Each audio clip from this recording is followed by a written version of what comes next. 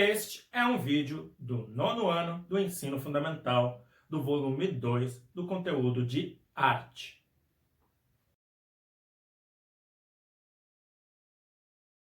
Meu nome é Heitor e serei o seu professor de arte. Você sabe o que é uma ruptura? Já sentiu que a sua vida estava assim meio, sei lá, sempre a mesma coisa? Acho que nesse período que você tem que ficar em casa, deve ter tido tédio várias vezes. As coisas se repetem e são sempre do mesmo jeito, sem nenhuma inovação, criatividade. Ruptura é quando a gente rompe com alguma coisa. Imagine que a arte, no início do século XX, estava muito na mesmice. As pinturas eram praticamente as mesmas desde o Renascimento, há quase 400 anos antes. Foi daí que surgiu o intuito da arte moderna, romper com a tradição antiga e criar novas formas de expressão. Já reparou como, na história da arte, há vários momentos em que ela sofre um tipo de ruptura? Até o começo da década de 1920, os artistas brasileiros procuravam em suas temáticas e modos de pintar retratar apenas aspectos da realidade, tal qual a enxergavam. Então, um grupo de artistas, influenciado pelo que se fazia na Europa e nos Estados Unidos, propôs um novo modo de produzir e pensar arte. Surgia assim a arte moderna no Brasil, que rompia com a mera reprodução do real e buscava resgatar e valorizar a cultura brasileira, trazendo para as artes visuais, a música, a dança e o teatro novas técnicas e formas de expressão. No Brasil, o marco desse modernismo é a Semana de Arte Moderna de 1922. Em termos de estilo, os pintores de tradições artísticas anteriores ao modernismo buscavam criar um efeito de ilusão que transmitisse a ideia de realidade, tentando imitar, do modo mais fiel possível, aquilo que viam na natureza, como podemos observar em algumas pinturas de natureza morta, paisagens e retratos, por exemplo. Um dos objetivos da Semana de Arte Moderna de 1922 foi desenvolver uma arte com identidade brasileira, que valorizasse a liberdade criativa e oportunizasse o desenvolvimento de novas técnicas artísticas. Idealizada por um grupo de artistas, a Semana de Arte Moderna ocorreu entre os dias 11 e 17 de fevereiro de 1922, no Teatro Municipal de São Paulo.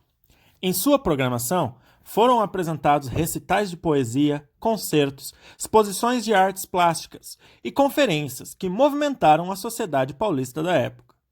O evento incomodou jornalistas, críticos e outros intelectuais, que reagiram com resistência diante de obras que propunham uma arte genuinamente brasileira e, ao mesmo tempo, pautada em novas tendências estéticas, baseadas nos movimentos modernistas europeus. Nas artes visuais, os artistas que participaram dessa semana foram Anita Malfatti, Di Cavalcanti, John Grass, Lazar Segali, Oswald Goeldi e Vicente do Rego Monteiro. As obras de arte modernistas apresentavam técnicas de representação diversificadas em muitos aspectos. Algumas delas são cores com tonalidades fortes, pinceladas rápidas e carregadas de tinta, liberdade na forma de desenhar, já que o artista não procurava reproduzir exatamente aquilo que via, mistura da figura e do fundo, presença de geometrização, ora tendendo para formas angulosas, ora para curvilíneas. A despreocupação com o realismo, aplicado à obra e à influência das vanguardas europeias, trouxeram para a arte brasileira uma liberdade de criação que se contrapunha ao rigor utilizado por artistas com formação mais acadêmica. Dentre os artistas mais representativos da Semana de Arte Moderna de 1922 está Anita Malfatti. Suas obras revelam uma grande liberdade na forma de desenhar e ressaltam a expressão dramática dos personagens. Seus retratos já não tentavam reproduzir exatamente a pessoa retratada, mas sim revelar o que ela sentia no momento em que estava sendo pintada. Para obter esse nível de expressividade, ou seja, captar o estado interior do modelo, Anitta utilizava pinceladas rápidas e experimentava criar planos com cores alternadas em diferentes tonalidades. Além disso, os olhos da pessoa retratada costumavam ser maiores que o normal, os cabelos coloridos, entre outras formas de representação pouco usuais para a época. Você sabe o que é um expressionismo, cubismo, dadaísmo, impressionismo? São todos movimentos do modernismo europeu. O modernismo, conforme estudamos, foi um movimento artístico que reuniu multiplicidade de tendências. São as vanguardas europeias que surgiram nos anos 1900, na Europa, forma pelo que se convencionou chamar de ismos, entre eles o expressionismo, cubismo, surrealismo, futurismo e o dadaísmo. Na arte moderna brasileira, há um importante ismo, chamado de nacionalismo crítico. É um movimento de denúncia da realidade brasileira, consciente e politizado, em oposição a outra vertente de nacionalismo existente no período, de teor ufanista, utópico e exagerado. Uma das principais representantes do nacionalismo crítico foi a pintora Tarsila do Amaral, que apesar de não ter participado da Semana de Arte Moderna de 22, se tornou referência fundamental do nosso modernismo. Em 1928, Tarsila criou uma de suas obras mais representativas, o Abaporu. A obra foi pintada como presente de aniversário a seu marido, o escritor Oswald de Andrade, e impressionou profundamente tanto Oswald quanto Raul Bopp, que a batizaram de Abaporu, palavra tupi-guarani que aba significa homem e poru que come gente, ou seja, antropofago, canibal. A tela lhe serviu de inspiração para a criação do movimento antropofágico, que propunha ingerir a cultura estrangeira, europeia e estadunidense, e a cultura interna do país, de povos indígenas, afrodescendentes, imigrantes europeus e japoneses, com o objetivo de criar uma arte própria, legitimamente brasileira. Os artistas modernos nacionalistas voltaram seu olhar para um Brasil matizado pelas cores dos trópicos, que guarda em si muitos Brasis, com casas de arquitetura colonial e feiras abarrotadas de frutas tropicais, com pequenas aldeias e fazendas de café, com favelas, com trabalho operário e progresso tecnológico nas grandes cidades. Enfim, um país enriquecido pela identidade e pela cultura afrodescendente e indígena.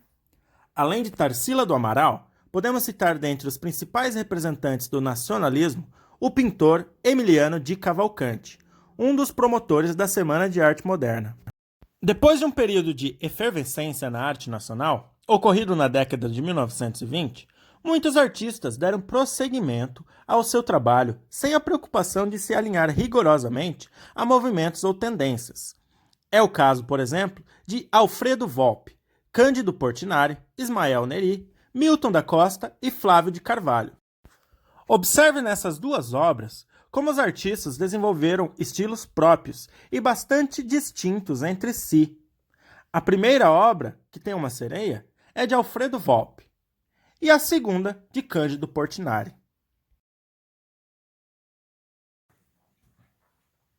Em 1894, estreou a peça Prelúdio para a Tarde de um Fauno, do compositor e pianista Claude Debussy, que é considerado por muitos o marco inicial do modernismo na música.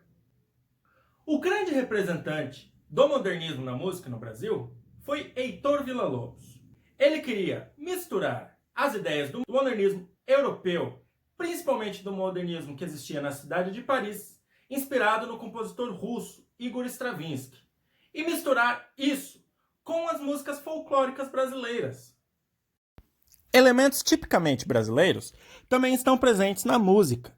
Outro grande expoente do modernismo nacional é o compositor carioca Heitor Villa-Lobos. Durante a Semana de Arte Moderna de 22, as composições de Villa-Lobos foram marcantes na programação. Contam que entrou no palco de casaca e chinelos por causa de uma crise de ácido úrico, que o impediu de usar sapatos. O público achou que aquilo era uma provocação. Villa-Lobos foi vaiado em alguns momentos.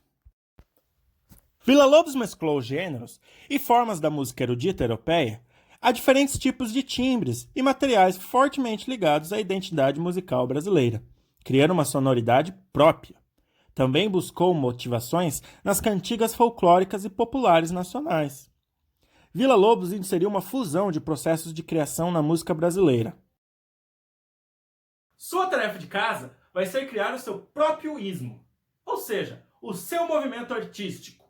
Existiu o dadaísmo, surrealismo, expressionismo, impressionismo, cubismo, serialismo, muitos ismos. Por que não criar o seu próprio? Escolha uma manifestação artística, entre teatro, música, dança e artes plásticas, para ser a representante do seu movimento. Vejo vocês na próxima. Tchau!